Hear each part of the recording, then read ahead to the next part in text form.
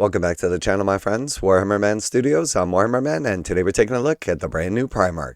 This video is sponsored by the Game Bunker. More on that later. Angron ascends, and the Conqueror gets his captain in Warhammer the Horus Heresy. As the Horus Heresy ground on, and the influence of the primordial annihilator swept over the traitor hordes, the Primarch who followed the Warmaster into madness began to warp and change. Fulgrim earned his new transfigured form during the event of the Angel Exterminatus. But for the Master of the World Eaters, it wasn't his decision to become infused with the bloodthirsty madness of the Lord of Slaughter. It was, as with many things during the Horus Heresy, all Lorgar's doing.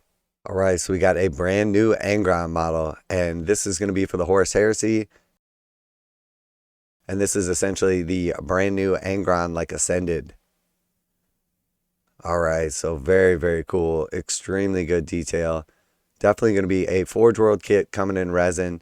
We can definitely see the difference between the plastic design kits versus the resin design kits.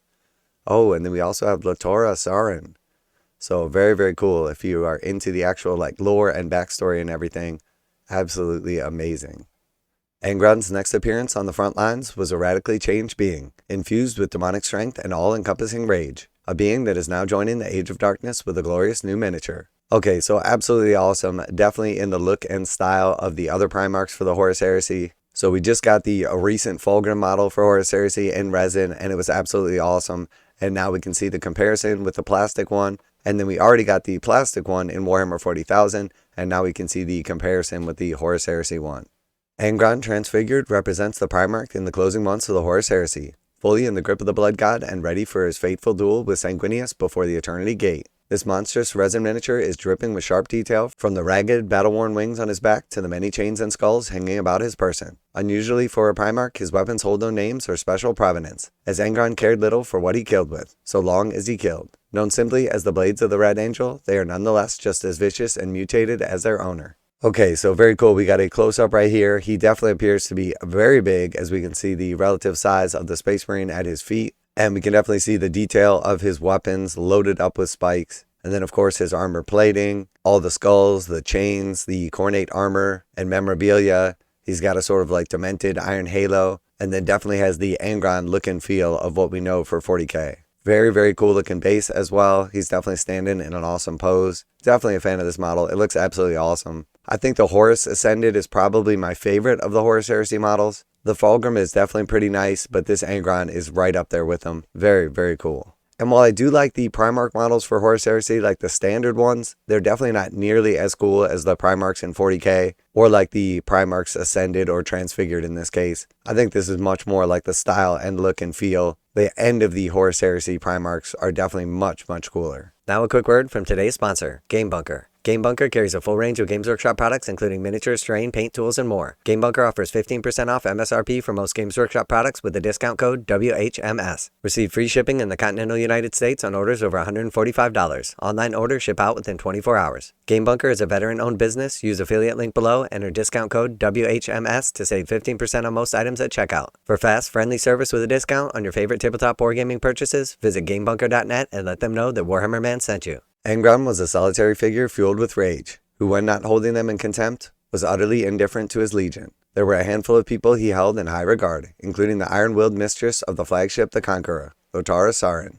Alright, so we have her as well, and we can see the bloody hand on her chest, holding a sword up in the air. Definitely very cool. It does appear she's got the one whited out eye and the facial scar. Absolutely awesome. And they've even got the World Eater's knee pads on her as well. Lotara is everything the Primarch is not. Calm, level-headed, and respected by the World Eaters. Her expertise in void warfare earned her the captaincy of the Conqueror and a prominent place amongst the 12th Legion, where both Angron and his equerry Karn afforded her uncommon respect, largely due to her complete refusal to be cowed by superhuman killers prowling her ship. Such is her talent and influence that some whisper her coordination is responsible for many of the World Eaters' later victories, though a claim none would dare make in their presence. As a dedicated bridge officer, Lotara is only passingly skilled with the blade, and despite being trained by Karn himself, and carries a power sword he named the Conqueror's Bite, out of ceremony rather than practicality. Both miniatures will receive rules as a digital download closer to release, and while Angron is every bit this combat monster you'd expect, Lotara is at her best in Zone Mortalis missions. Which is not to say you can't have her charge the walls of the Imperial Palace in your next game, but well, we'll leave her ire to you. And then there is a note at the bottom. It says you can find out how it happened in Betrayer, and then also a name Lotara hates, having much the same disdain of naming swords as Angron. So very, very cool. Definitely glad to see her getting an actual miniature. The lore and the background and everything is super cool. The sort of tie-in between Angron, Karn, and Lotara is definitely awesome in the actual like lore and stories and everything. And as Angron is like completely tricked and descends into madness, somebody's got to rule the chapter. And if you got a bunch of crazy, maniacal killers just after blood and skulls, you're going to need somebody level-headed to, you know, command like the flagship of the fleet and make sure that things don't go off the rails. And then, of course, Angron, the star of the show, absolutely amazing. He is definitely super thick. I do like the wings. They are pretty awesome. He does appear to be massive. The weapons are great. The armor is great. But of course, like the flesh and the butcher's nails in his head are absolutely amazing. Definitely did a really good job capturing like the look and style of Angron towards the end of the Horus Heresy. Very, very cool. I'm sure there's people out there, Horus Heresy players in particular, that are super excited for this model. I think the Horus Heresy miniatures, especially like the Primarchs, much more have like the older style, like resin or like Warhammer feel to them, as where the newer stuff is like a little more like plain. The details on the stuff is absolutely amazing in 40K, but you can definitely tell that it's more of like the CAD design, as where this stuff has like that hand sculpted feel. Even though they're still probably doing it with CAD, the like tons and tons of like little bits and damage to the armor and all the extra skulls and the tiny little teeth and details and bones and spikes really have like that old Games Workshop Warhammer feel. So very, very cool. Definitely impressed. Love the base. And of course, like he just appears to be massive. I'm not sure exactly how big this dude is going to stand, but he is definitely going to be the centerpiece of a lot of people's World Eaters army in Warhammer 30K, the Horus Heresy.